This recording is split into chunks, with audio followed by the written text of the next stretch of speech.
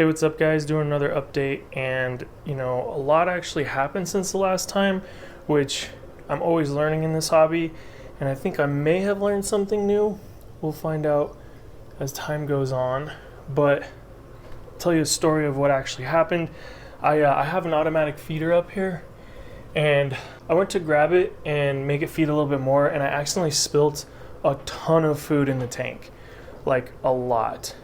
And I was worried that my nutrients would go all out of whack. I tried to pull as much out as I could with like a net, but basically I just put a massive amount of food in my tank all at once, which I was actually worried that it was going to destabilize it and have some issues. To my surprise, so far it's only been about a week and a half. Things look much better. Who knows, maybe in a month it'll be worse, but two things I think happened. It stimulated some growth, and I got a more colorful tank. Now I like to keep my nutrients relatively low so that I don't have to deal with algae, but I've had some Acropora, like this guy that halfway died but is not fully died and then just kind of stayed dormant for like over a year. And for the first time I've seen it color up as well as get some growth, and I think that's because it just was starving, didn't have enough food. So it's hard to balance how much food do you put into the tank, because as things grow, they require more food, and you don't want to over feed and have to deal with algae and that sort of thing. So here's another Acropora. It's a Millipora, I guess, where it started growing. So this has been growing, but I feel like it had more growth in this last month than most. Here's another one where it didn't grow much for a long time, but you can see it's not only grew a little bit since the last time, but it really colored up, in my opinion, to where you can get some really cool action shots of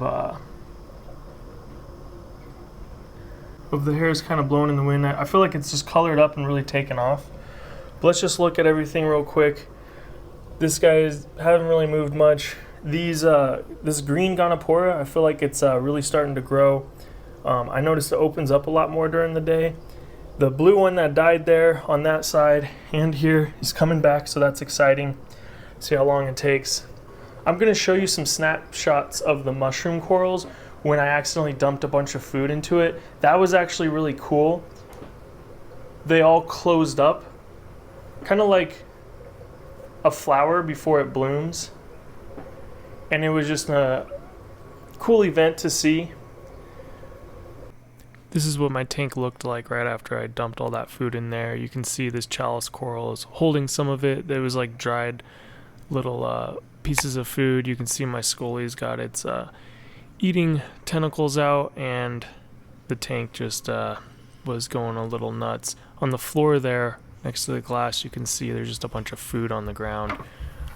So yeah, like I said, it was a ton of food, but luckily everything's okay. You can see the water's pretty cloudy there because it's just got a lot of food, but this is what it looks like about a week later. What's really cool is this chalice is starting to like grow up, which is just a really cool thing because it has nowhere else to go. It's pretty much taken over that rock and runs into other corals.